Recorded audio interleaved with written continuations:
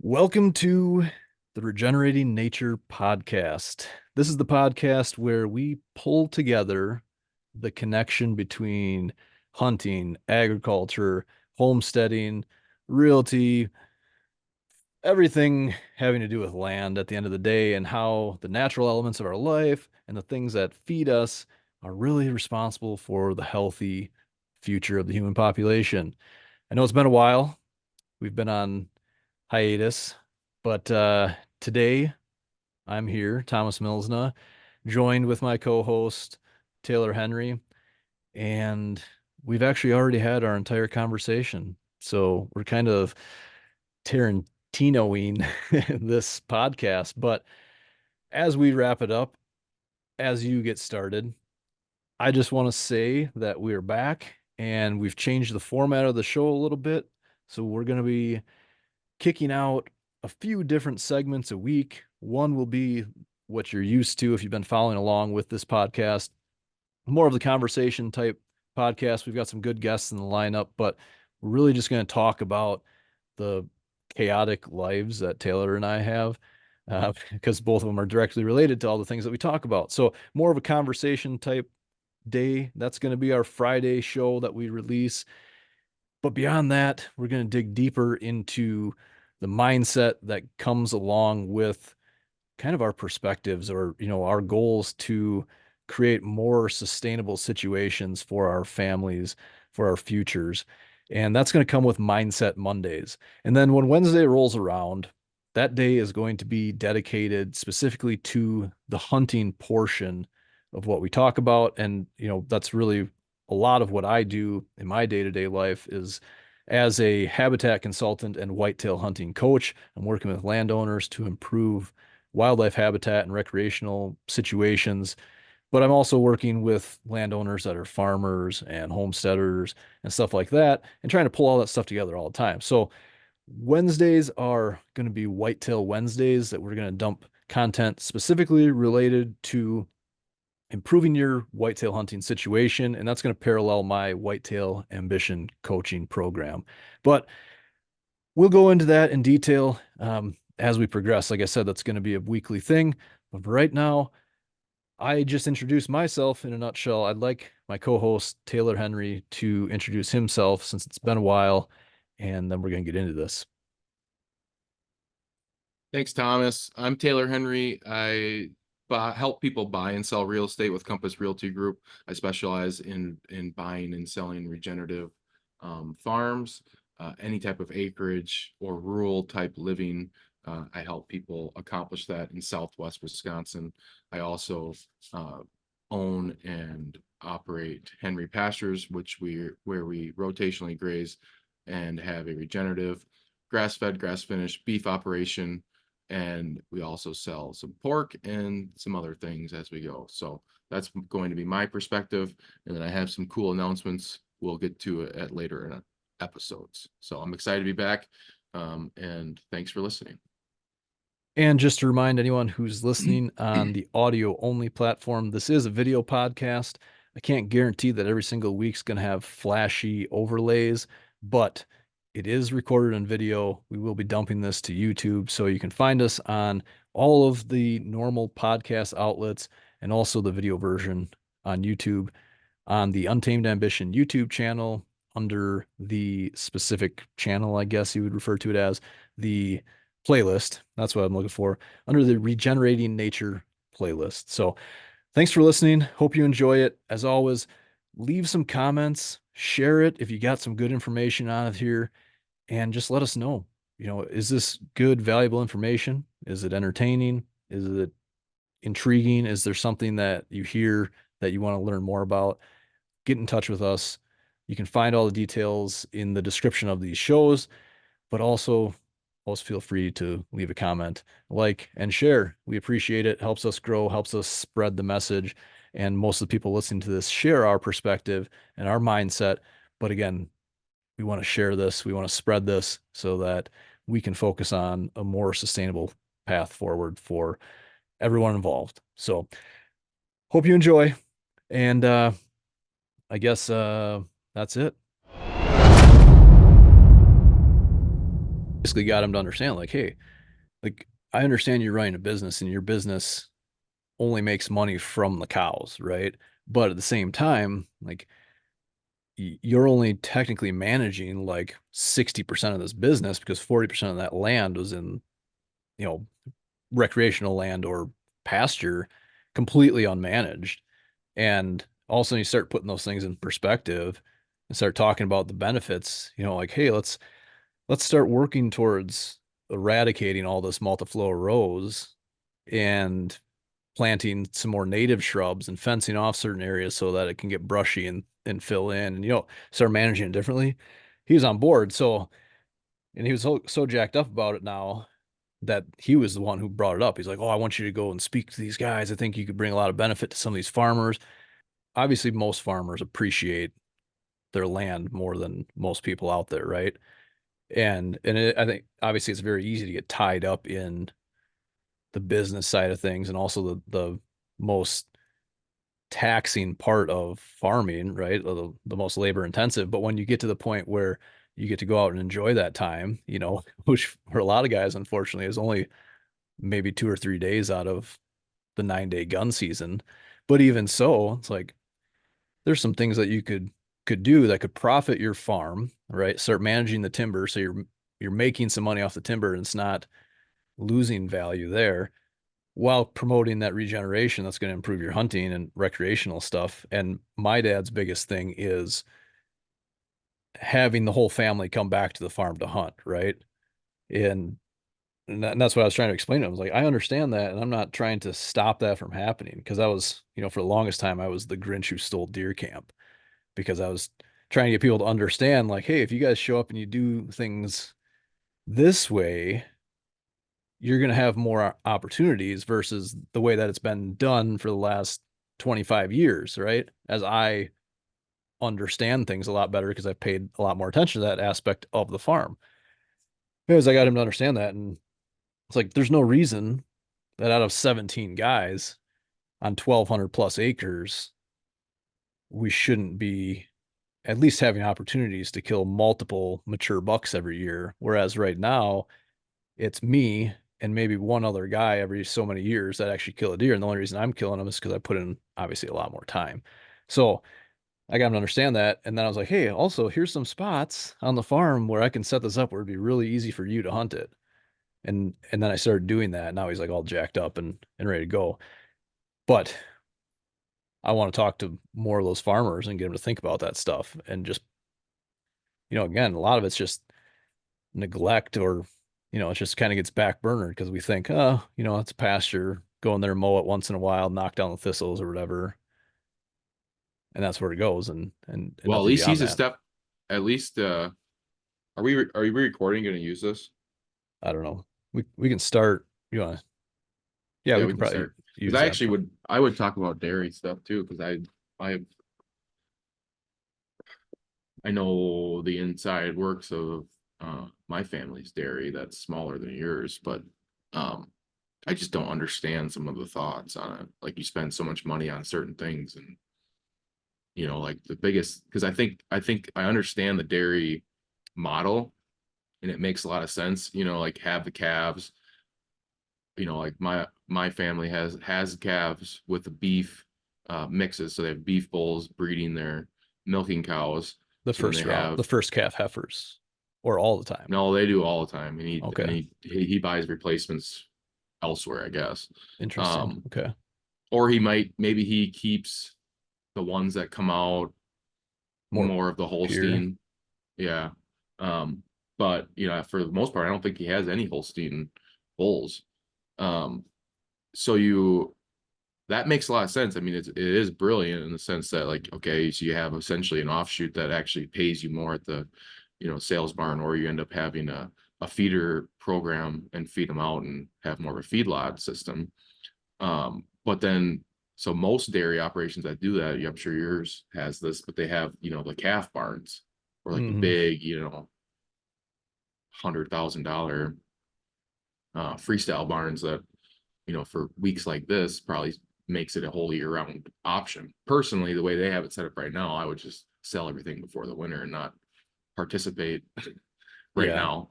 Well, yeah, I mean, But it, they have just open feedlots, and so probably this week I would assume they're going to lose some. Um, but right behind where they are is a timber lot. One section has pines. There's two ponds, and it's like, why? How just fence that in? yeah, Like at the very least, and then but the response is like, well, I don't even chasing cattle. All yeah, right, see, well, that's the thing, right? So there's two trains of thought there. The one is like I understand where you're going with that, where it's like utilize this natural shelter belt for them, right? Where they're looking at more of the convenience side, and then there's somewhere in the middle where it's like, yeah, you can put them out there, but then on top of it, if you fence that off and you don't manage it, then it turns to shit real fast too, right? It's like I've seen pastures on the back sides of our farms over the years where cattle had access to it 365 days a year. And you know what happens when you have well, 40 yeah. I head of mean, cattle that's go through anything that when the ground's soft, right? So I probably still would rather have that than just I don't know. There is no great option there. no, there's The no problem is the solution does not have as many animals, more correct. animals in the family to stay with them. That's 100%. Every single time that is exactly it. It's like, and this is I come back to this all the time. I actually just had this conversation the other day with my aunt, who's the general manager of a pretty big company, and she was talking to some consultant, and they were pushing her on growth, and she basically said, she's like, I don't feel like we need to grow, right? Like we're at a really good place. Our employees are well taken care of. They're already a fairly large company, but she's just like, I don't feel like we need to grow. And that's the problem where when you jump from like certain industries into other industries that aren't as easily scalable, right? Then the growth brings on all these issues, right? So most of the time, like you said, it's like most of the issues you see with cattle on any given property are because the stocking rate's way too high and they're there all the time or far too often, Yeah. right? There's But also, I would say about the frozen, or I said what I'd say about the mud issue is, I would probably still use the feedlots during muddy season, but it is not muddy right now, and the ground is completely frozen, most likely now for the next 2 months. And yeah, well, I, it's not I frozen look at, hard yet, but it will be. yeah, I mean, I'm not seeing any penetration over the last after that cold stretch last week. I'm not Yeah. seeing any more like Yeah, well, actually but mud creation, but you're moving your animals around too. I think a lot of it is yeah, but they still have access to, the water areas that would be muddied up if it yeah. was Well, and mud I guess time. on to your point, it's been pretty dry too. So there really isn't a Yeah. lot of precipitation there. I mean, I can tell you from my perspective and what I see on a daily basis, you're talking hooves, I'm talking tires. And right now, yeah, well, just now, finally, I've got our logging crews are finally up and going on some of these properties where we're trying to do some timber harvest.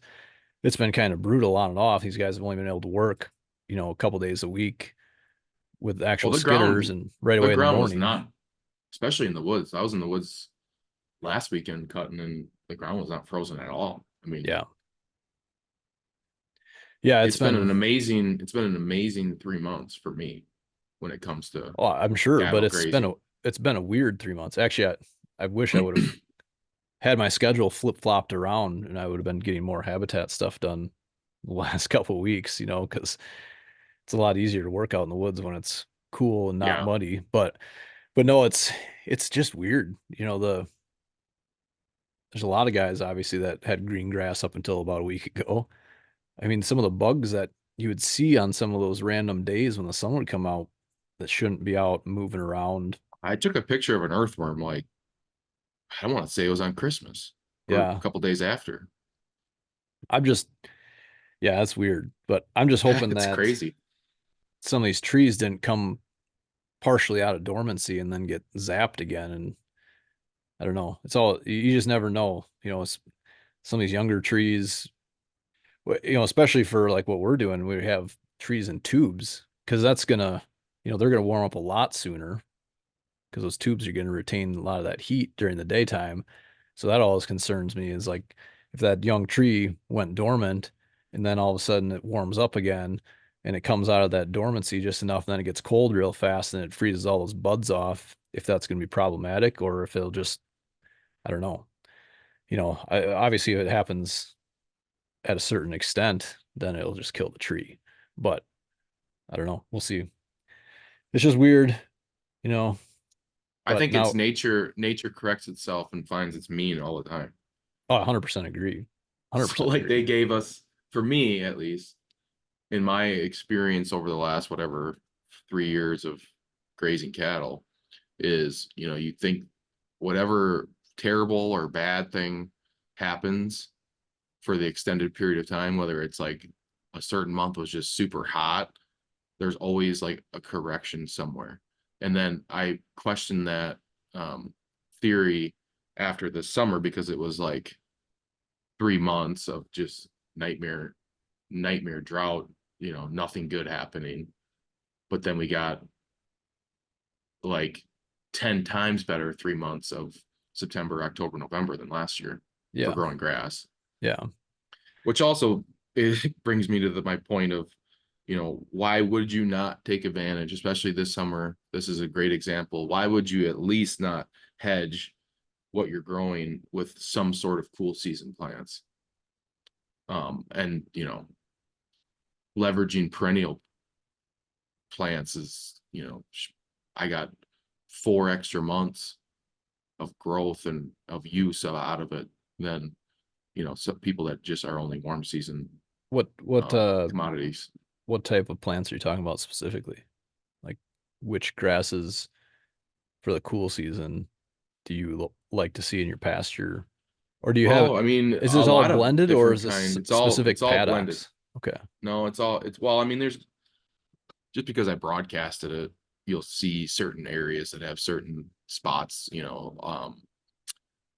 right now, or up until this snow last week, we were fully just still grazing, just rotating every 2 days on paddocks, and they were grazing the fescue. So the fescue throughout the whole year, they hate unless you clip it with a mower.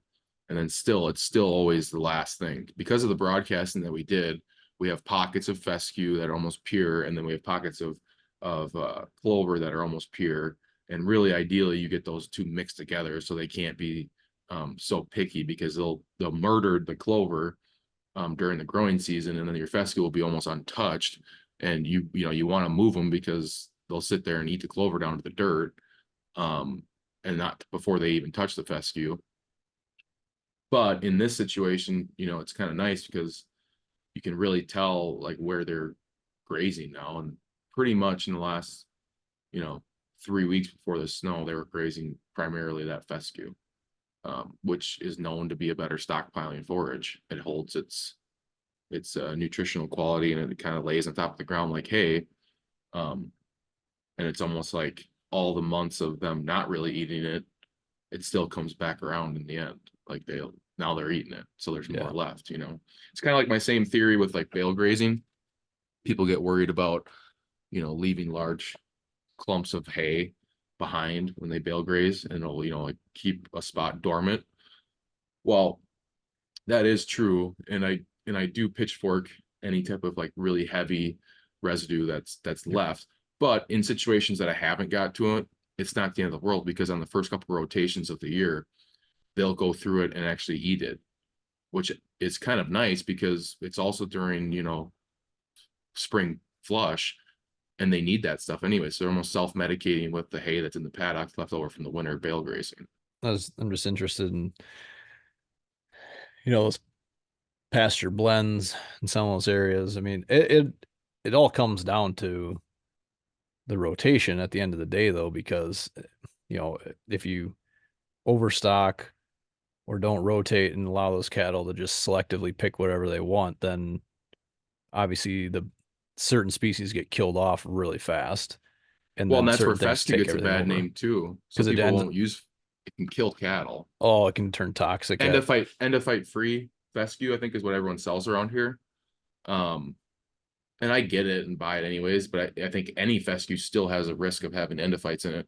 But it's only an issue if it's grazed. It's only when the plant is down to the stub, like down to like the very bottom of the plant. So in situations where fescue is known to take over a pasture because of monoculture type plantings, say you had only like a 3 series blend with fescue, people don't like it because it'll take over a pasture.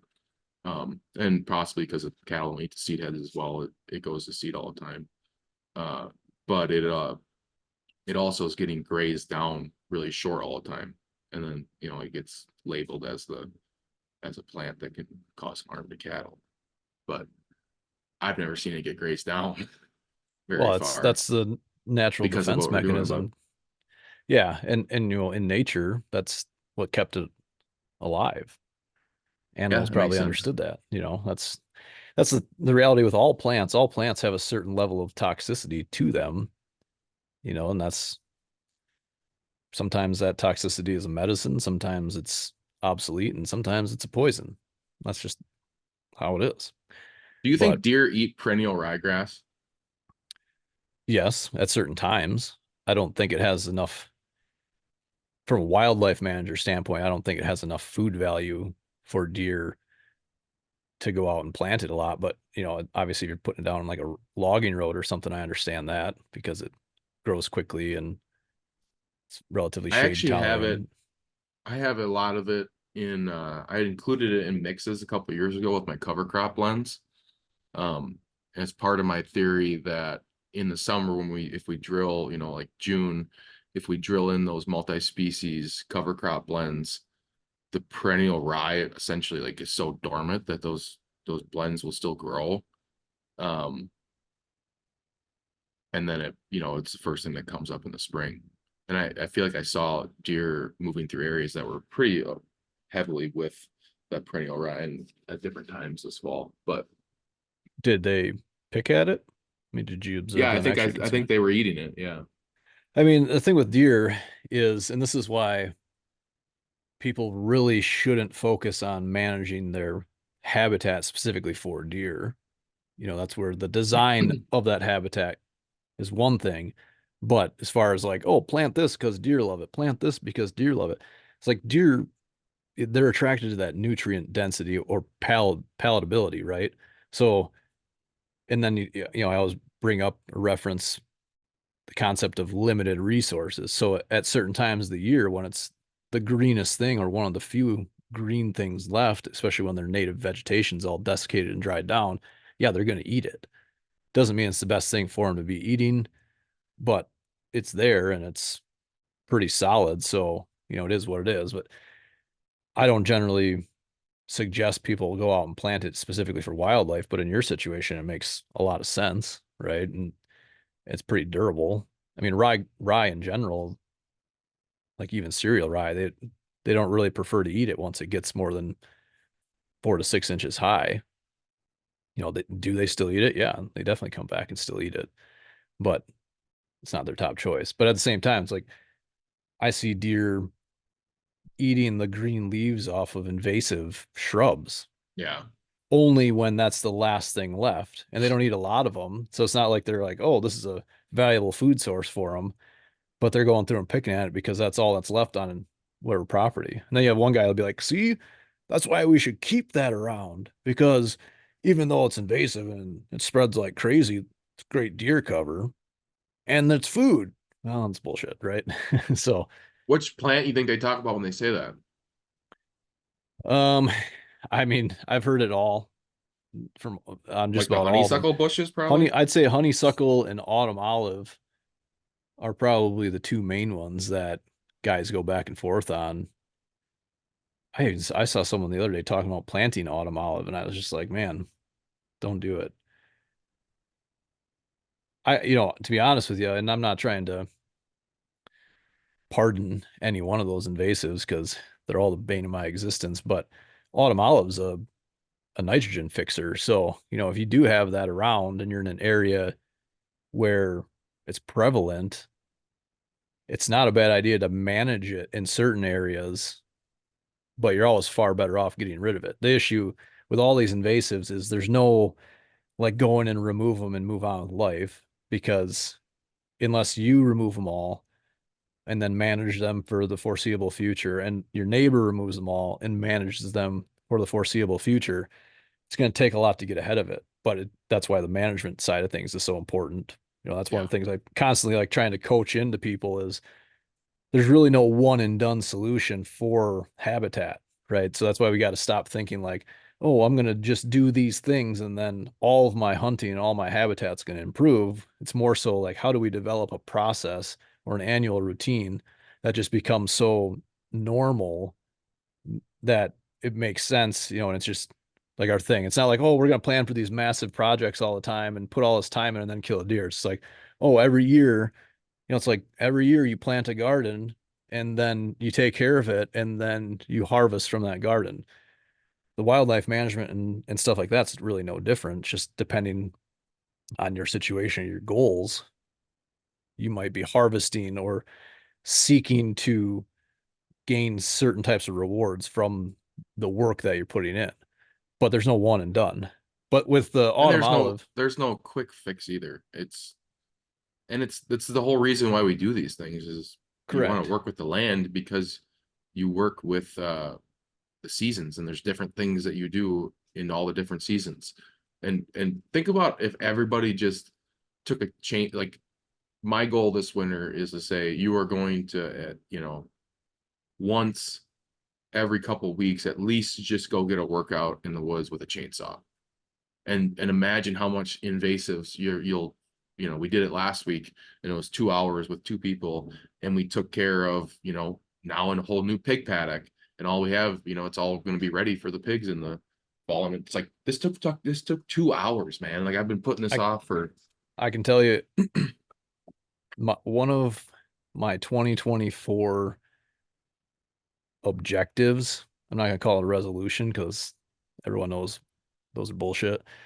But like one of my main objectives this year is exactly that. And I've been doing pretty well. It's like instead of trying to plan a massive project, I plan those projects for the properties that I'm either working on or like our home farm where I have to travel to it, right?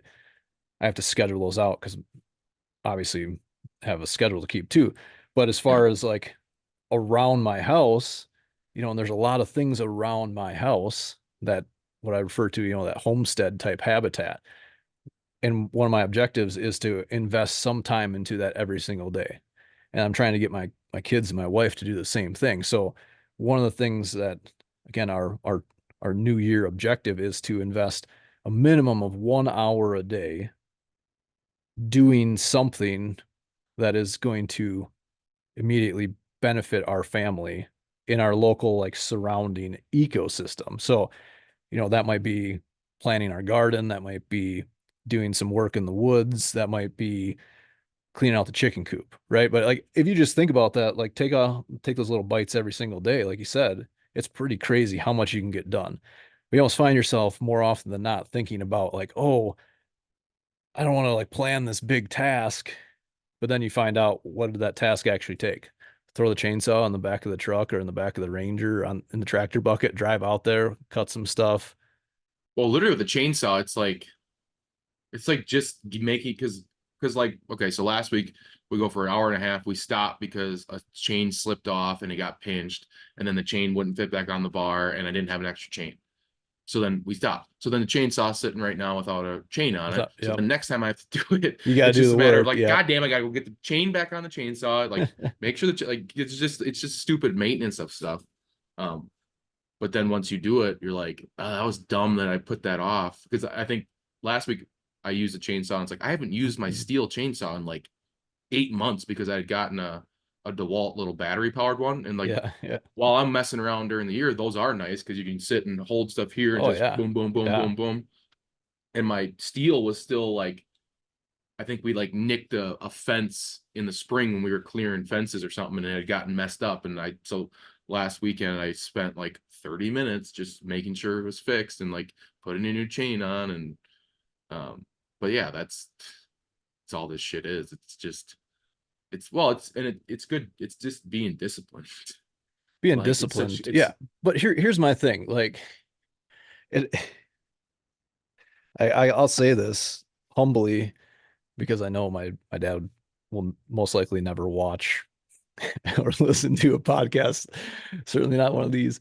But I, as you get older, you always kind of obviously see yourself in your parents, and for better or for worse. But one of the things I always remembered was, like through high school, even into college, I spent a lot of time working out. I played football in college. I was an athlete all the time. And during the summers, during the school year, it didn't matter. Like we always had work to do. But during the summer, I'd work until a certain time and I'd just have to tell my dad, like, this time every day, I'm going to leave and go to the gym. And he would always give me so much shit. Why are you going? You're going to box yourself in to get a workout. He's like, I'll give you 10 things you can do to get a workout, right?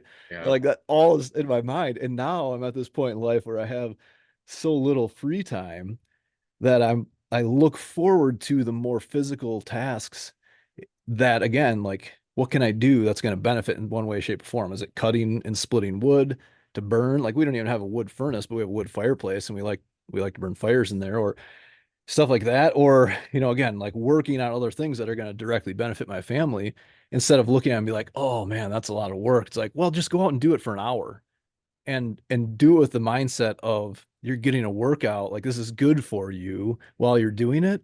And it's okay to work up a sweat, right? It's just like go do it and then come back in. You're like, oh, that job's done, or it's halfway done. I'll finish it tomorrow during this time when I get that chance. But my dad's words always come back in my head. I'm just like, the backwards world that we live in these days, where all these like influencers out there are teaching you how to live a healthy lifestyle while living inside of a box, right? It's like go pick up these heavy metal things and put them down a bunch of times. Go do this, go do that. But it's really no different than when I'm talking and giving like a seminar on this holistic land management, right? When you think about a system and the inputs and the outputs and the process in between there, it's like when you have more inputs than you have outputs, it's an inefficient system, right? Well, going and doing work, right? What's the physical or the physics definition of work is, essentially moving something or, getting something done, right? You're investing that time. So you're going and you're doing the work, but you're actually not getting anything out of it other than the physical activity, which is obviously very, very beneficial. So I'm not here to try and say don't go exercise. What I'm trying to say is if you can exercise while producing something on top of just the, physical fitness side of things, or just that physical activity and moving around, like that's twice as valuable. Your time is now twice as efficient. So it just makes sense. So like I think and obviously this is a pretty obvious statement, but the world has shifted dramatically where people are always looking for reasons to not do anything physical or anything hard versus just doing something hard and reaping the benefits that go along with doing something hard, whatever that, whatever your level of hard is, but getting those benefits from it while producing something versus just leaning on convenience. Like, well, I'll just wait. It's snowing today. I'm not going to go to the gym. Nah, I'm not going to go to the gym because, I'll just wait. So I'll just hang out here, waste more time. But I don't know. I digress. It's just funny to me where it's like you can get so much done if you just go hammer out an hour of doing Well, something. and it's for me, it's like I need to be like tricked into thinking that it's, okay, so if I were as disciplined as I am about checking my cattle every single day with like only four other things in my life, I always think of like how much further would I be right now? That's the But problem though. That's the problem because is the four other things in your life. Yeah. yeah, because for whatever reason, cattle have just struck a chord with me, and there will never be a day that goes by where I will not just walk out, check on them.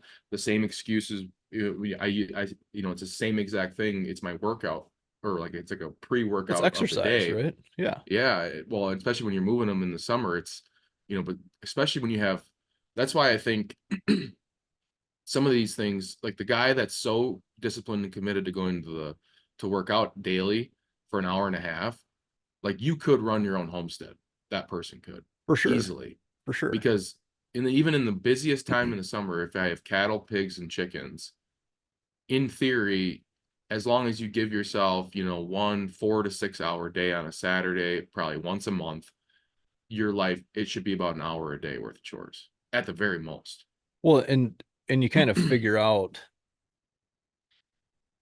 I mean, everything is this way, right? It's like I'm not long into like my business journey, right? But it's the same thing. Same thing as farming, same thing as like run your own homestead. Like you're always looking for ways to have better processes, a better process to get from here to here and find some automation in between. Like we were talking about before we got rolling here, just like the automation side of things and where all that stuff is going these days with content creation.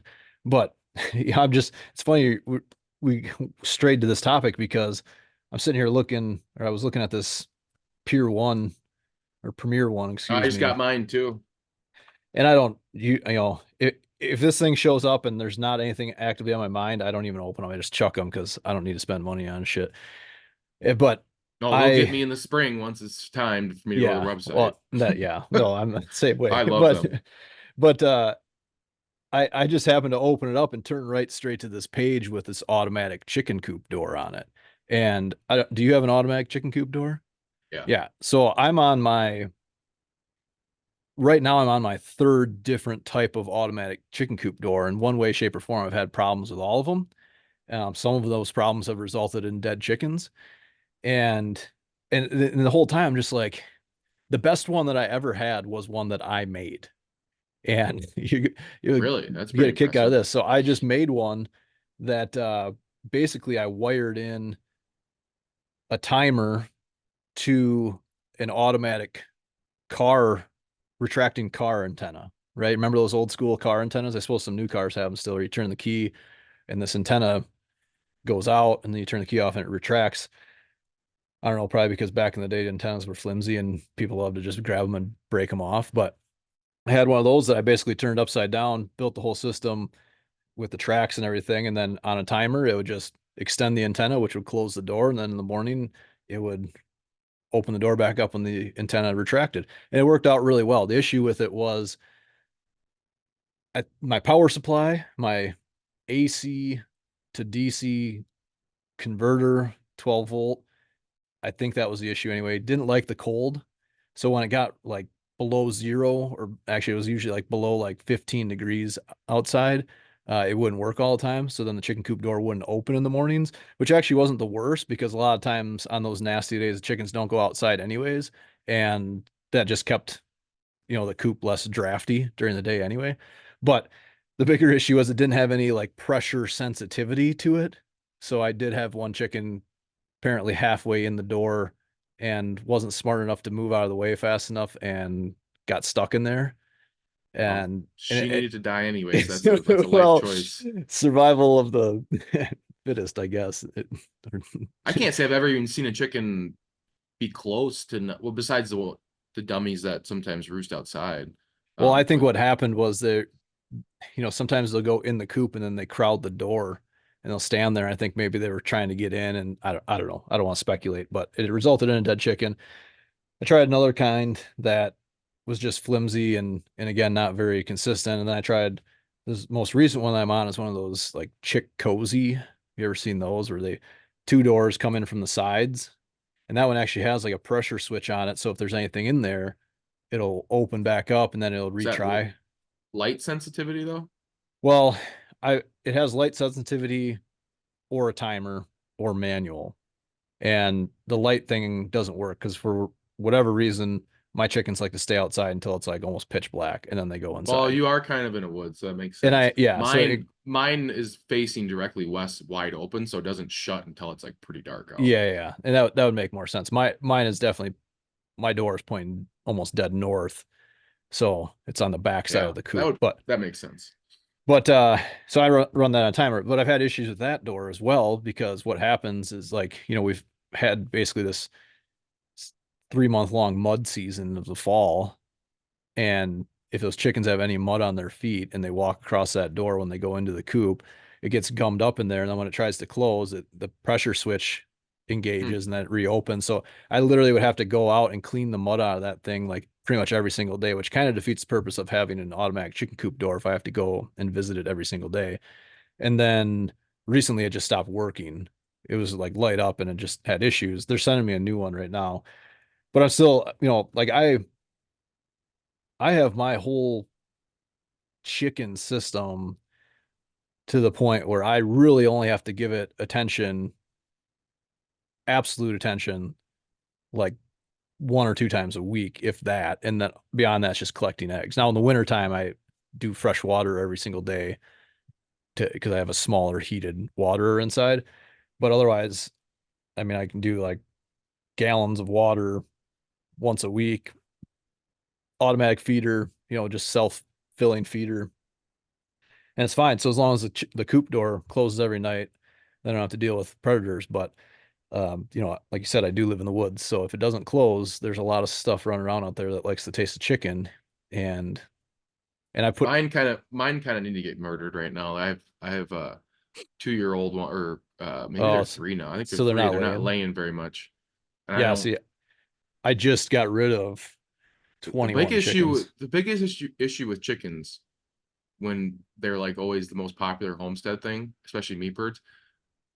I don't care what anyone says, man. Butchering chickens is like nothing that I want to do ever again. Like it is so stupid and terrible. And like, so then also collecting them and getting them to go somewhere even is such a nightmare. The Like, so the now the I butchering have birds, 10. you mean? The butcher Yeah, birds well, or the laying even these hens? guys right now, like I'm gonna go run around and try to catch these 10 egg layers. Good luck. I mean, in the coop, sure, that's fun. Like, but I just hate it. I hate everything about it. So now I'm just kind of hoping they make dumb choices and take care of themselves. I But had like I could tell you some wild chicken stories from this year, man. I didn't talk to you. What are you talking about, dude? I had 120 chickens get murdered, Oh yeah, I remember and then we text back and and forth then around that time. and then I murdered 24 coons over the next 2 weeks. So it was raccoons I that killed was them I all. was completely infested by coons. They Jeez. killed all 100 meat birds in 2 nights, and I used a chicken tractor that I had used a bunch before, and I'm like, I had it happen one time last year, and I kind of thought it was a weasel because a bunch of them had been squeezed, and um, but then whatever, I lost 100 in 2 nights. I'm like, God damn, that's a nightmare. And then I let them continue to be. I didn't get any foothold traps because I was like, well, they're not going to be able to do anything else. Well, they found their way into my actual coop, which had never happened before. And they kept getting in, and I kept thinking I was patching things up day after day, and they kept getting in, kept getting in. Finally, I got 4 foothold traps I put in each corner of the coop, and for probably 10 straight days, or no, not 10. I would say for the first 5 days, yeah, I think the first 5 days I got 20. I would get all 4 be filled every morning. And one morning I had 4 all filled. And then I look in and I see babies. They were getting into the coop, then I found out, by getting up underneath the siding, and they were climbing up into the siding of the coop and getting into the coop like that. So they're And like at that basically point, living in there. at that point I had like 30. I don't know. I think we were up to like 40 egg layers with like 2 roosters for a while. And I lost, I think we have like 12 right now. So it Jeez. was like 125 chickens. And then it's like when you started killing my egg layers, like I'm not messing around anymore. I'm gonna start murdering you. But Well, for like 2 weeks, dude, it was like a demoralizing morning. Every morning I'd come out, I'd load my UTV up with 4 coon and whatever chickens got murdered. And it was like I was like oh in a yeah. depressed state for like a week. No, I hear you. And the thing is like they're just chickens, right? You look at it on a farm perspective, you're like, oh, they're just chickens. But at the same time, you're like, fuck, like if that was something Like I fucked preventable, Well, and I fucked it up. Like the one, literally a rooster must have fought all night with them or something because one rooster was dead, and I go in there and the other rooster's like its just eyes all messed up. Like it must have put up a pretty good fight. And then I went, it took me 2 weeks, or no, it took me like 2 months for me to actually get all the chickens to start continue to roost in the coop. jeez. They were roosting up all the top levels of the tobacco shed, dude. They were up Yeah. like so far I couldn't even get them. I was like, every It's night I was like, kind are of you serious? that's kind of funny because that's kind of where I ended up this year, actually. So You got murdered? You got them all murdered too? no, almost, but not quite. So where was I? So the way my coop's set up I built this like overkill of a coop essentially, right? I was gonna build a coop, and you've been to my house. I'm on a hillside, and it's like, okay, I gotta make this fit in this situation. Anyways, I built the coop. It's a for my situation, it's designed perfectly because I designed it, right? So obviously, I'm not gonna say it's designed incorrect, but I made it big enough where I can brood. I can partition off part of it and brood in part of it, I like that. and kind of shift things around. So basically, I start all my chicks in a third of the coop, while the other hens have the other two-thirds of the coop. And if I need to, I can expand it. So I've got two doors on the back of my coop. My chicken run has two areas of it. Most of the time, they have access to all of them, but I always have a backup door. But when those chicks are young, what I do, and actually when I get all those chicks, I this year I did 50 birds, meat birds, just for our family and some friends. And then I got 25 or 30 replacement laying hens. Last year we incubated a bunch of eggs and hatched them, and all but one of them was a rooster. So that was sweet. But God, I had this like this plan, right? My plan this year, it was a good plan until it completely failed. But my plan this year was raise the birds to this point, and then when what at a certain point, those meat birds are growing a lot faster than the laying hens, so they need to be separated. But I had enough space in there and I just, you're checking them every day. You kind of just pay attention to them, and you can tell if they're starting to get stressed at all. And they were pretty happy. They had lots of space. Once they got to that point where they started to lose the space, then my plan was now I kicked the laying hens out of the chicken coop, the other two-thirds. They moved to a chicken tractor, a mobile coop with electric netting, and I'm going to start working them around behind my house and in the woods and stuff like that, right? So they have a mobile coop, and I'm kind of, controlled free ranging them essentially. And then I gave those younger laying hens the rest of the coop. So now I've got that's a pretty good idea. one third of the coop is the meat birds, two-thirds of the coop is the young laying hens.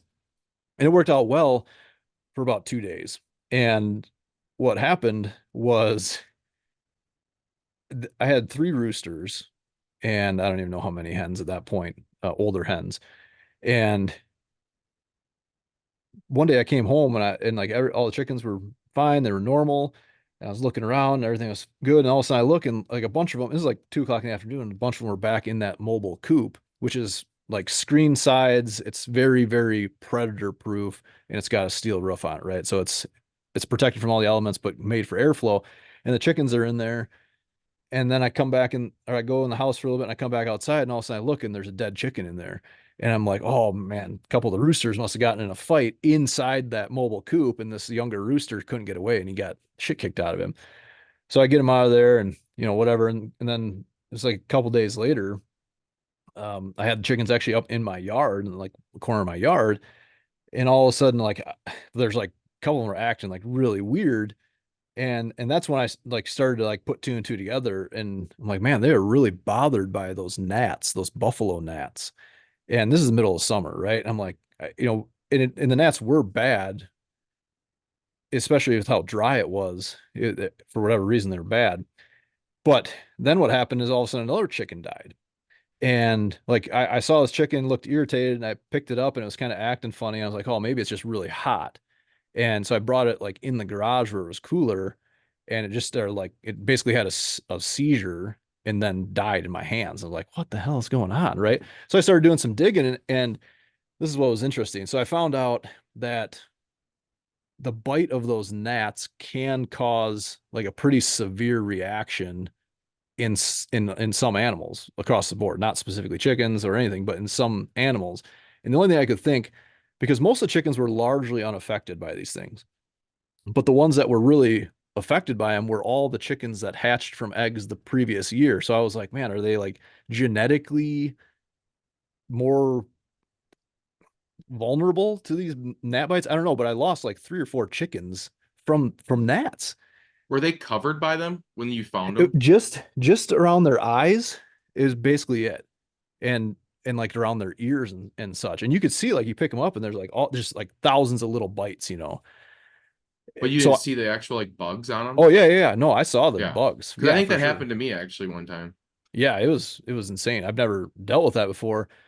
I ended up like basically making a cocktail with vanilla extract and drenching most of those chickens. But ultimately, I ended up moving them back into the coop and kind of shuffling things around that way. So anyway, speed up and that again, that plan was good until it wasn't. So I got to revisit that. But eventually, I get my meat birds out in the chicken tractor and everything, and progress through the summer, early fall, and now I can't remember some of those going on. I was basically scheduled to butcher those birds. Like I was like, oh, this is the time frame I'm going to butcher these birds. And something came up, and I'm like, oh, I've got to buy myself like 3 or 4 more days. Well, one night I went out to I just had this like gut feeling. Put the kids to bed. It was an hour after dark. And I'm like, oh man, something to like for whatever reason, I need to go outside and check. And sure enough, like this was only like 3 days into letting those young laying hens like out in the chicken run on their own.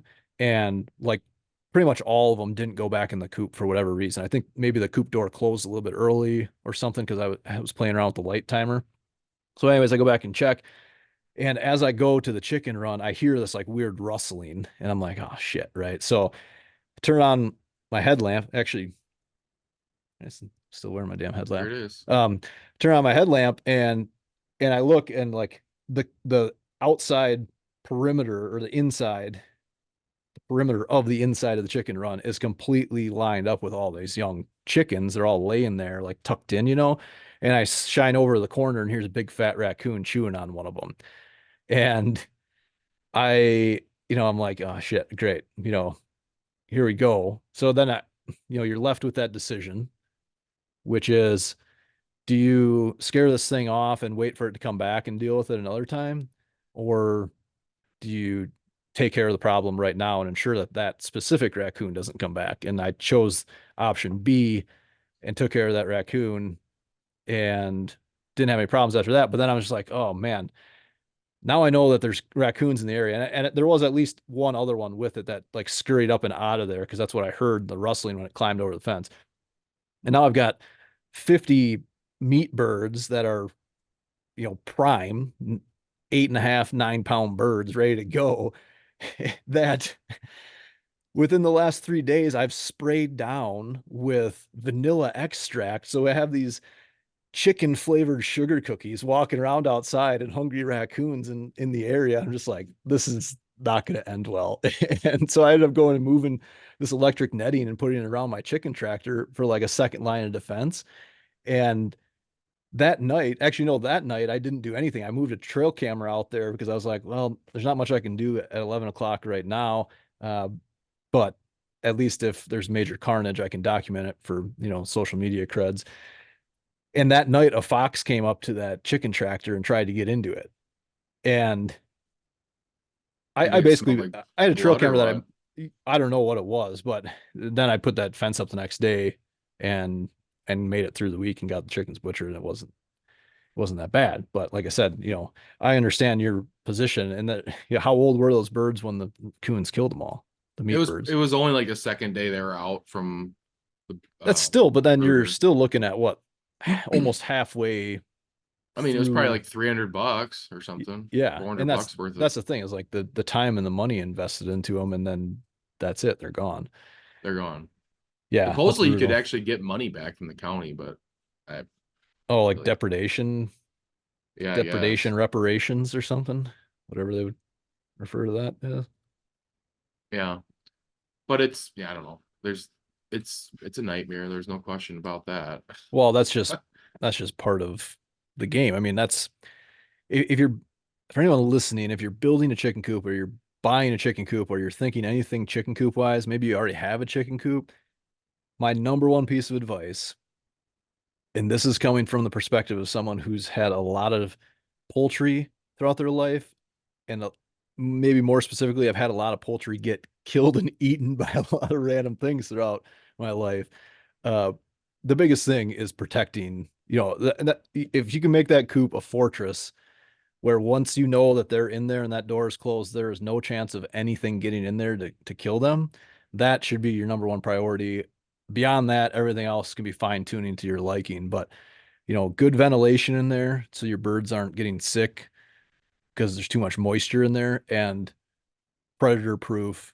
And chicken wire is not predator proof, right? I mean, chicken wire is made to keep chickens in, not keep predators out. A raccoon can rip through chicken wire with no problem at all. So, Yeah, once I had coons getting into that, once I had coons getting into the actual coop itself, I mean, I saw some crazy shit where they were actually like pulling back parts of the window, and oh yeah, um, they're freakishly they were strong. ripping. Yeah, I mean they're freaks. So yeah, it was a rough chicken year. There's no question about that.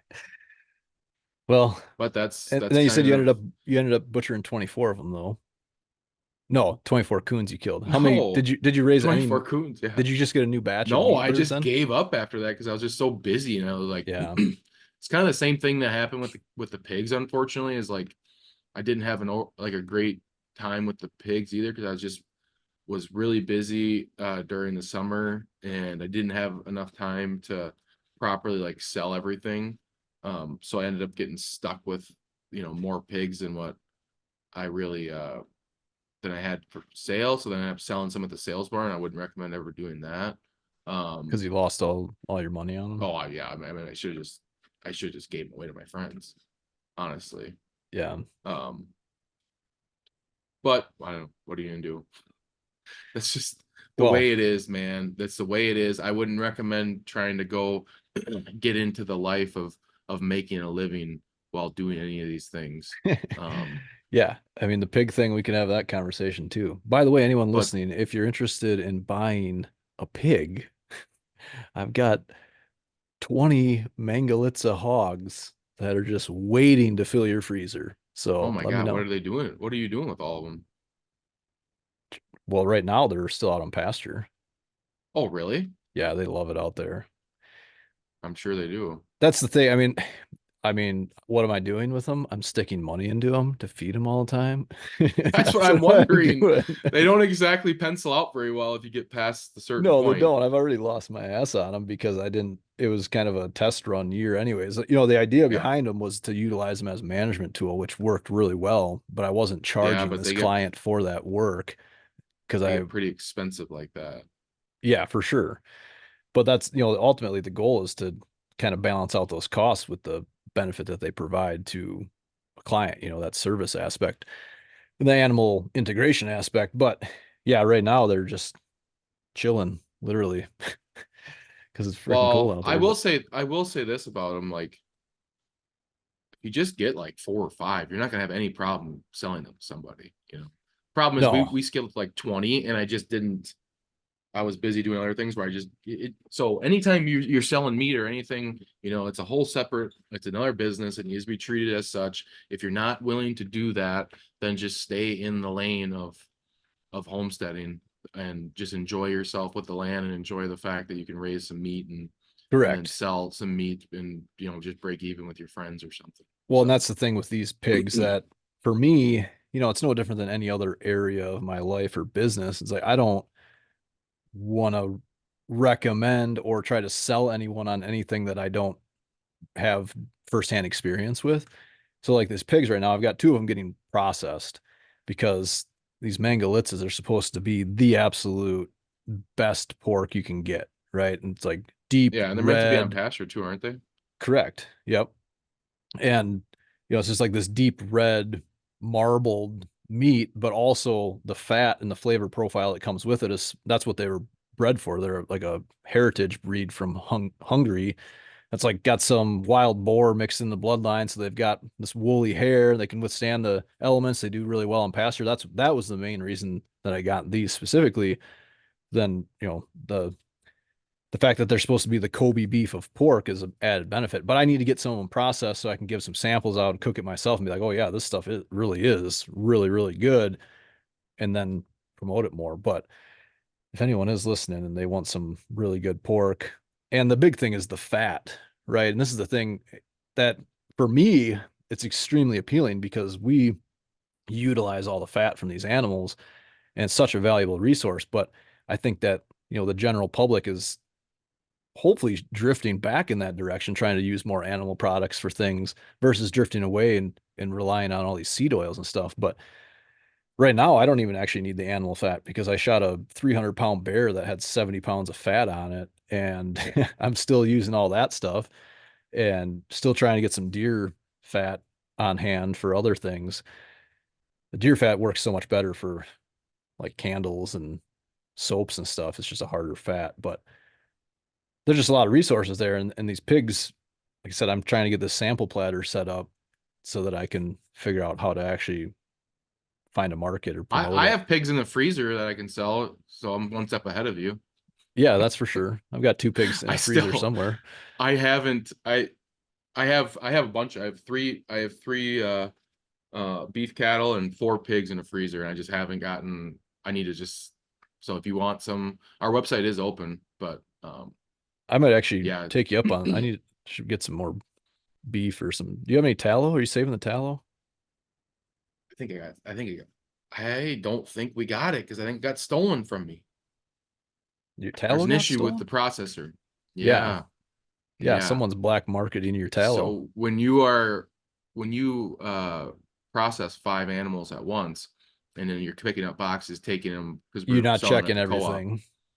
Yeah, we're selling to co-op, so I'll take boxes and take it to the co-op, and then I'll bring some home. And I don't think we got tallow. I don't for whatever reason this year I don't have it. In years past we've rendered it, and we've seen some pretty amazing results. My wife's sister got rid of her psoriasis on her head by rubbing it in her hair all the time. This summer, I had wild parsnip that I got nailed by. I was on my way to practice, and I looked down my arms like, God damn it, I have it all over my arms. And I had to go sit through a football practice for like 3 hours in the sun. So it got really bad by the time I got home. And I rubbed that wild parsnip on my arms, and it got rid of it. The Or what I just tallow. say?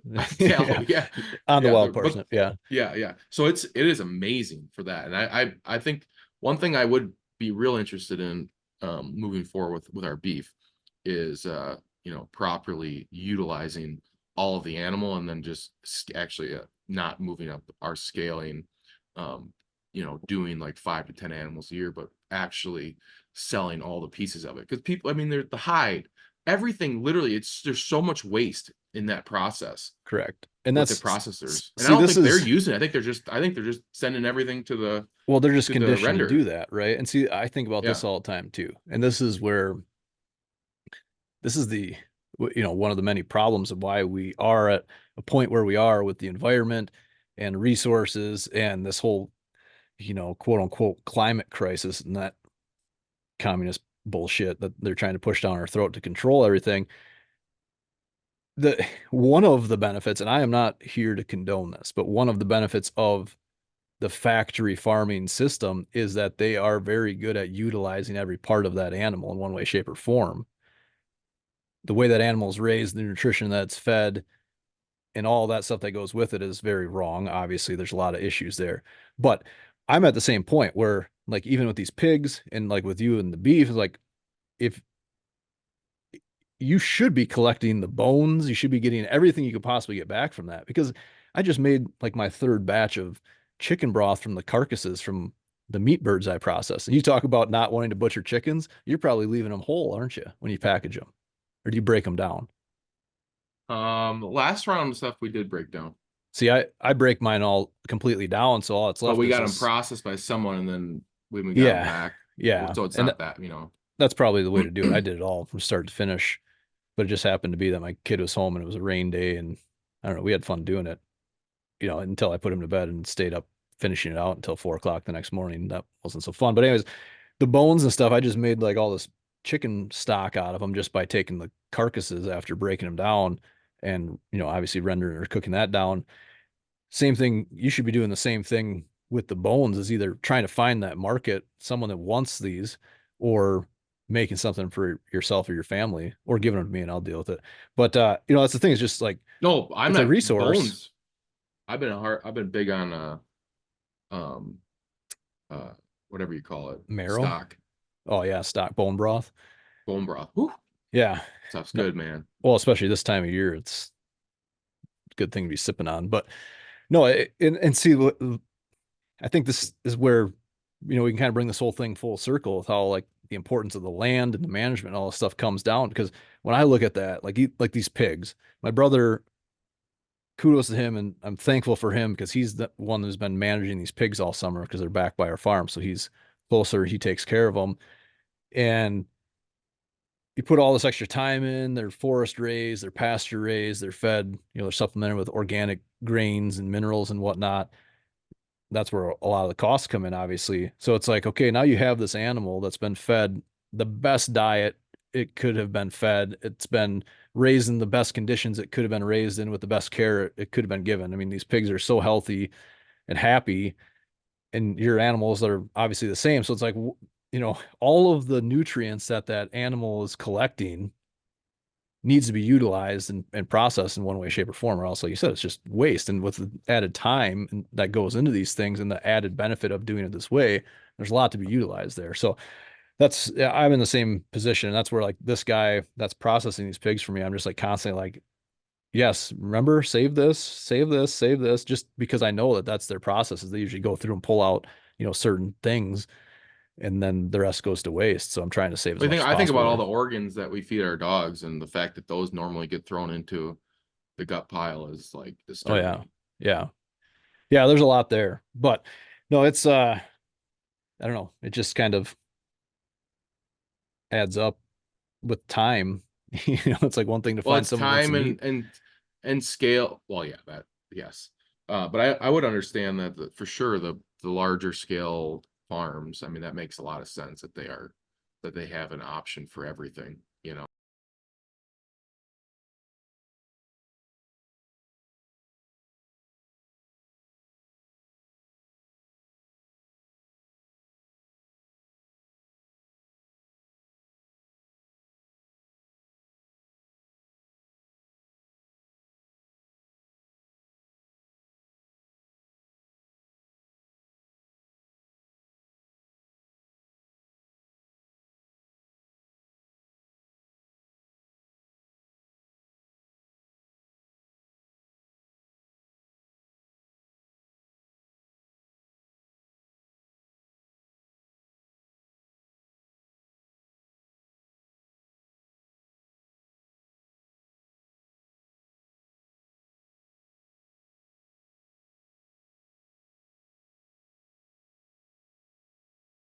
you know? So it is what it is. But as we wrap this up, again, I want to thank everyone for tuning in. If you listen to this on the audio only version, it is available video. If you want to see a couple faces for radio talking in low resolution, then that's where you want to go. But I just wanted to say thank you for tuning in. Again, as always, if you have any questions or comments, please drop a comment on the YouTube channel, the Untamed Ambition YouTube, the Regenerating Nature playlist is where you can find this. But anywhere on social media, you can follow me, you can follow Taylor. The links are in the description. And if you got something